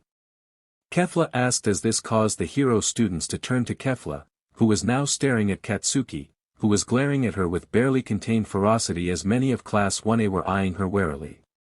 Is there something wrong? Kendo asked Kefla from behind as she shrugged. I don't know. Is there something wrong with Pomeranian cosplay? She asked, taking a jab at Katsuki's seemed to glare harder, stomping to her. What did you say extra? He asked, small explosions popping in his hand as she tilted her head, unfazed by his act of intimidation. Whoa, calm down, said Kendo, moving in front of Kefla as many of the students were getting closer as Izumi ended up holding Katsuki back. Sensei, do something, whispered Jirota. Towards All Might, who was frozen but quickly snapped out of it. All right, he said as he walked towards the two students with his signature smile. Young Kiyomi, it isn't very good to start fights. Please apologize so we can move on. All Might said with a smile as Kefla was silent before she made an answer. I'm not gonna apologize. His smile faltered at her answer as she crossed her arms.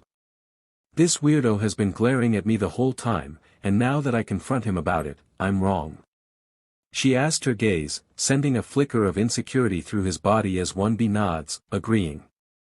WL, maybe if you didn't punch Denki, B wouldn't be glaring at you. Mina said, trying to defend Katsuki as Momo facepalmed. You idiot. She and Izumi thought as Kefla scoffed. I punched him because I could see him looking at my butt without any DMN shame, so excuse me for teaching him a lesson in human decency.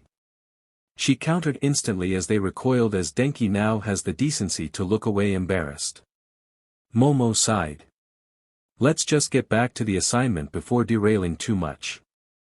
We have already wasted a lot of time, she said, wanting to get this over and done with as Kefla rolled her eyes. Sure. So All Might, what are we doing? She said, snapping All Might out of his daze, bringing up his signature smile.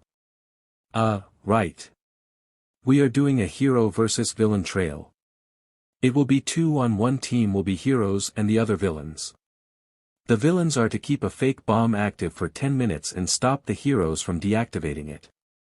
The heroes must deactivate the bomb to win, but another way to win is to tie up both members of the other teams.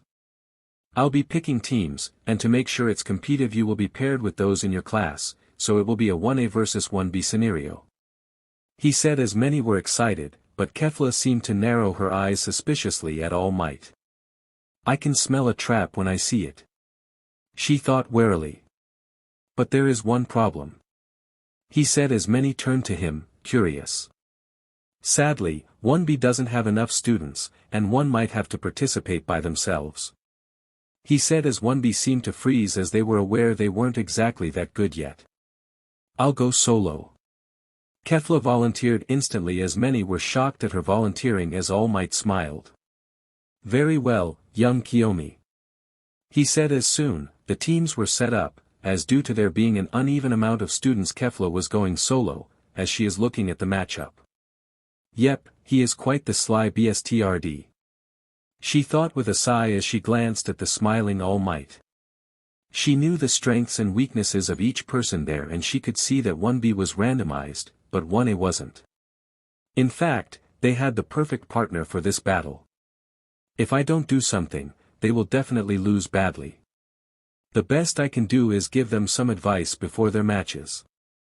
She thought, rolling her shoulders as she called on her classmates. Alright idiots, here is the best advice I got. Keep a cool head and play to your strengths and skills, but most importantly, she pauses, closing her eyes before opening them. Be creative. Treat your strengths like ink and draw a painting. She said as many seemed moved by her words. You definitely didn't come up with that. Kendo said as Kefla shrugged. An old friend said it, and it fits the situation well. She said with a shrug as Monoma smirked. Not very creative now, is it? He snickered but was silenced by a sharp glare from the resident big sis of 1B. Soon time passes as arches pass by as contrary to what All Might expected, 1B gave an amazing performance managing to draw with 1A much to his and most of 1A's chagrin as Kefla felt faintly smug about the situation. Nice going you idiots. She thought as it was now deadlock. Now, Team H versus Kiyomi. All Might announced as Kefla heard her team name and turned to Team H, who was Katsuki and Shoto. Well, well. I get to beat a Pomeranian and a peppermint man. My lucky day. She snickered as they glared at her as she walked to the building. Also, don't bother with the coin flip. I'll be the villain. She said as All Might nods. Very well, you have 5 minutes to prepare. He said, his smile wider than usual, but before she entered Kendo, steps in front of her. Are you sure you don't need help? She asked concerned as Kefla simply pats her head walking past her. You're 20 years too early to be concerned about me. Besides, she said, reaching the door as she gave her a smirk. My pride is my biggest strength. She said, entering the building as Kendo nods lightly, still concerned. Once inside, she sets the bomb up on the top floor. Okay, this should be good enough. She said as she moved to the 3rd floor as she did a few stretches. Well, sadly, you ain't cockroach any of the Z fighters, but you'll make fine punching bags, she said with her signature grin. You may enter. Announces All Might as soon they run in with Katsuki blasting his was in as Kefla hearing this smirked as she stayed motionless waiting for them as it didn't take long for them to reach her hallway as she smirked at the cold glare of Shoto and blazing hatred of Katsuki as she cracked her neck before shifting into her signature stance with a smirk as she soon charges in with inhuman speed. Bring it on. How to destroy ego. A few minutes back we see Katsuki and Shoto waiting for the bell as they soon got a notification on their phones. Mr. Yagi sent us a message, Shoto said as Katsuki clicked his tongue, deciding to read it. You are to use lethal force to get her out of the hero course. Their eyes widened as they turned to the smiling number 1 hero, who just nodded. Many from 1A also saw the message, smirking in agreement, except for Izumi, Momo, and Koda, who looked too shocked to speak. Shoto and Shoka, though as stoic as ever, were also in silent agreement. You got this, Bakubro. Kirishima said with a smirk. Katsumi nodded as well, agreeing, while Shoka gave Shoto a nod, which he returned. Meanwhile, as this malicious scene played out, 1B and Kefla remained ignorant of the dangerous situation about to unfold. The moment the match began, they all turned to the monitors, eager to see the outcome. Present time, I've been waiting to get my hands on you, you useless beach. Katsuki growled as he lunged forward, explosions propelling him straight toward Kefla. Kefla, however, merely smirked as she sidestepped his attack with ease, flicking his forehead as she did so. "Missed me, Pomeranian." Katsuki snarled in frustration, spinning midair and launching another explosion directly at her face, only for Kefla to tilt her head, dodging the blast as if it were nothing. Shoto used this opportunity to unleash a wave of ice to trap her, but with a sharp stomp, Kefla shattered it instantly. "Tisk, tsk. You guys are slow. That all you've got?" she taunted, hands on her hips. Katsuki growled, sending another explosion her way, but she simply blocked it with her forearm, the force barely making her budge. "Gotta say, I expected better. Aren't you two supposed to be top dogs in this school? Pathetic." She smirked, shaking her head in disappointment as she grabbed his collar, slamming him into the wall. "You're both pathetic." Shoto's expression darkened, his right side igniting as flames erupted around him. "Stop underestimating us." Kefla raised an eyebrow as she gave him a condescending smirk as she saw Katsuki stir and get out the wall. "I'll stop underestimating you when you actually land a hit." Katsuki rushed forward once more, feinting an explosion before throwing a powerful right hook. Kefla, unfazed, leaned backward, dodging the punch with inches to spare. She then kicked his stomach, sending him skidding back. Shoto followed up immediately, launching a massive burst of flames in her direction. Kefla smirked. Finally, some heat. She spun, using the wind from her movement to disperse the flames partially before backflipping over them entirely. She landed effortlessly, giving them a cocky grin. "You boys really need to work on that teamwork. You're practically tripping over each other." We panned to the observation room as many of 1A along with All Might were starstruck at how easily she made fools of the two young heroes. "That's the way, Kyo. Keep it up." Cheered Testu as 1B were cheering for their big sis. "How can she be this good?" Mineta complained in anger.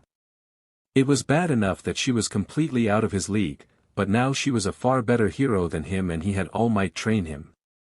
She continued to make fools of them for the entire time as slowly time ticks by as suddenly a large horn blows, stopping the attacks of Katsuki and Shoto, who were battered and breathing. "What was that?" breathed Shoto as Kefla smirked. "That peppermint was the horn. AKA you ran out of time." She smirked as they were shocked silent as Kefla laughed at their starstruck expressions. "Well, good luck next time, Pomeranian and Peppermint." She smirked as she turned around, walking away, her resting her arms on the back of her neck. Katsuki was frozen as he processed her words. "He lost, me I lost." He thought, his brain not registering that single word. Lost him, the Katsuki Bakugo lost. He couldn't have lost. He was destined to be the #1 hero. He wasn't supposed to lose. He reached for the pin on his gauntlet, the one designed to release all the stored nitroglycerin in one go, as he wore a crazed expression. Shoto ignited his left side, ready to unleash an inferno of his own, his expression just as agitated as Katsuki's. "Die." The entire observation room watched in anticipation, many of 1A smirking, expecting to see Kefla blown to pieces. "Wait, don't do it, Katsuki." All Might shouts on the intercom, but inwardly he was smirking. "Say goodbye to one of your ally, Izuku." "Kiyomi." Shouts Kendo and rest of 1B in fear and shock. "This is it," Kirishima said excitedly. "She's done for." Izumi and Momo watched in horror as Katsuki pulled the pin on his gauntlet, Shoto's flames growing more intense beside him as he blasted his flames. As Kefla turned to them in horror, then they felt a chill run down their spine as they saw her fear turn to a deranged grin. Her eyes glowed green as she bared her fangs, giving them a frightening sight. Then, a massive explosion erupted, engulfing the screen in fire and smoke. The room fell silent as they stared at the monitor, unable to see what had happened. Many of 1A were happy, believing she was mortally wounded. 1B looked at the static in tear-eyed shock as many of them ran out to check and hopefully get her to medical care. We returned to the workshop as we saw Izuku alone on his phone as he was watching something. His coal-black eyes scanned the phone with a calculated calmness. "So how long are you gonna wait there, Yagi?" Izuku asked, turning his phone off as he looked at the door to his mother. Her emerald eyes stared at Izuku's coal-black eyes with a mix of regret and fear. Izuku, we need to talk, and I will. As the smoke cleared, the battlefield came into view. Kefla stood in the center, completely unharmed. A shimmering green energy barrier surrounded her, flickering briefly before fading. Her arms were crossed, a smirk still present on her face, while her glowing green eyes surveyed the devastation before her. I've seen a lot of people blow themselves up to take me or my friends out, but I've never seen someone blow themselves up unintentionally. She looked down at Katsuki and Shoto, who were in a horrifying state. Katsuki lay on the ground, groaning in pain. His hero costume was in tatters, burns covering his arms and chest from the explosion. Blood dripped from a deep gash on his forehead and from his mouth, his body shaking as he tried to push himself up. Shoto wasn't much better. His entire left side had been burned, the flames from his own attack amplifying the explosion. His right side was covered in frost from his quirk desperately trying to counteract the burns, but it wasn't enough. He was barely conscious, his breaths ragged. The observation room was silent as the camera damaged beyond repair and completely static. Only thing they saw was the explosion backfiring. No one cheered. No one smirked. Even those who had anticipated Kefla's downfall were now staring in shock, unable to process what had just happened. Then, Katsuki's agonized scream shattered the silence, his body convulsing as he gritted his teeth in pain. SHT, what the hell happened? Kirishima shouted, eyes wide in horror. This wasn't supposed to happen, All Might stuttered out, his eyes bulging. His gauntlet, Momo whispered, her hands trembling. It malfunctioned. All eyes turned to the remains of Katsuki's gauntlets, now reduced to twisted scraps of metal. Instead of directing the explosion outward, something had gone wrong, causing the full force of the blast to detonate at point-blank range. Shoto, struggling to lift his head, barely managed to turn towards the unscathed Kefla, his vision swimming. How, Kefla, still untouched, simply tilted her head. You two did this to yourselves. Her smirk widened, but her eyes held no mockery, only an eerie calm. You both let your egos take control, and look where that got you. Pathetic. She snickered, her laugh, condescending. It's embarrassing how Kakarot used to be tormented by you, sorry lot, but I guess that happens when you call yourselves the best and everyone else second-rate trash. You, Katsuki snarled, trying to get up. His arms gave out beneath him, and he collapsed, coughing violently. Kefla scoffed. You what? Face it.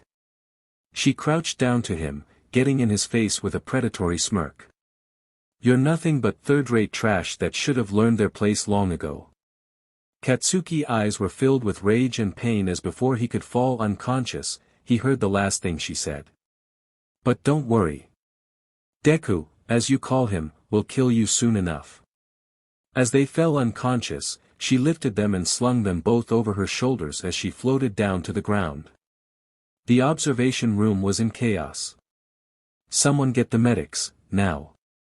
Izumi yelled, already running toward the exit. Kendo and the rest of 1B were frozen in mix of horror and relief, staring at the screens as their big sis walked away without a single scratch, with relief but horror at the state of her attackers. Meanwhile, All Might clenched his fists, his jaw tightening. This was not how things were supposed to go. Kefla was supposed to lose. She was supposed to lay there on the ground, bleeding, her body charred and completely vulnerable, and yet, there she stood, victorious. His pupils broken, humiliated, defeated. As the alarms blared and emergency responders rushed in, one thing was clear, Kefla had just changed everything. We see Izuku stare at the one called her mother as his expression was as emotionless as always as his eyes stared holes into her emerald one. Izuku, how are you? Inko asked, trying to communicate with her estranged son as he scoffed as he tinkered with his katana. Far better without you, Yagi. He said off-handedly as she didn't flinch at his cold response, though she felt a pang of guilt. The day news rotated that Izuku broke Katsuki's ribs had left her shocked. She knew that Izuku didn't hang out with them as often, anyone believing that Izuku got a different friend group. However, when she heard they called Mitsuki and her husband, so Izuku could apologize, but as the hours ticked by with Izuku not returning, the simmering hate turned into concern. Mitsuki believed Izuku went to stay at a friend's house, and when they asked Izumi and her friends, they seemed to pale slightly, saying that they don't really know who his friends were, which was definitely suspicious, but as days passed she became more and more concerned as she went in her hero persona to search for him. Then, when a whole month went by, she had reached the peak of concern, and if it wasn't for her husband Toshinori convincing her otherwise, she would have reported it to the police and issued a nationwide search. After 3 whole years with minimal progress, she had come to believe he didn't want to be found, and some subtle manipulation and her own bias influenced her decisions, as she knew she failed at being a mother, but she doesn't want to destroy the dreams of Izumi and her friends. I know I wasn't the best mother in the world," she admits as he raised an eyebrow. But please. Don't ruin their dreams for petty revenge," she said, her voice cracking slightly as Izuku scoffed, placing his tools down, his hair shadowing his eyes. "Believe me, my revenge is anything but petty," he said, standing up as he walked over to her as he towered over the woman he used to call his mom. "I don't care if they're dreamed to become pro-heroes," he said as his eyes glowed slightly, turning teal as she felt a weight weigh her body down as he glared at her. "I promised myself that I would destroy everything you all built, and I will hope you feel better." We turned to the teacher's lounge, where tension hung in the air like a storm cloud about to burst. All the teachers were present. Aizawa leaned against the wall with arms crossed and eyes narrowed. Midnight sat stiffly, her fingers tapping rhythmically against her thigh, and present Mike was unusually quiet. Cementos, Snipe, Vlad King, Recovery Girl, and even Hound Dog stood silently by. In the middle of them all stood Principal Nizu, seated on his platform, his paws folded neatly over one another, yet the aura he gave off was enough to make seasoned heroes sweat, and at the center of that storm was All Might, or rather Toshinori Yagi, his frail form visibly trembling. Nizu's voice, though calm, was razor-sharp. "Mind explaining to me why multiple students from Class 1B are demanding a formal investigation because Mr. Bakugo and Mr. Todoroki attempted to fatally injure Kiyomi due to their ego bruised because they lost." The silence that followed was deafening. Toshinori cleared his throat, trying to steady his shaking hands. I assure you, it wasn't intentional," Nizu interrupted, tilting his head. "Forgive me, Toshinori, but I've reviewed the footage repeatedly. What I saw was a coordinated attempt to overpower a student using potentially lethal force. The only reason Kiyomi wasn't seriously harmed was due to her own shielding ability. Not because of your precious students holding back." Aizawa, seated beside Midnight, narrowed his eyes. "They lost control. Again. And you are here defending them. Again." Midnight scoffed. "Not to mention, most of them have already been going around the school like they own the place. This isn't that surprising." Toshinori looked down, unable to meet their eyes. I didn't think it would escalate." "You didn't think, PRD, Nizu snapped, his tone sharpening like a blade. "Do you even know how frightened Kiyomi was, and worse is that she was even decent enough to check on them and get them out of the debris." Toshinori flinched from his shouts but didn't argue. Midnight finally spoke, voice shaky. We need to contact their parents.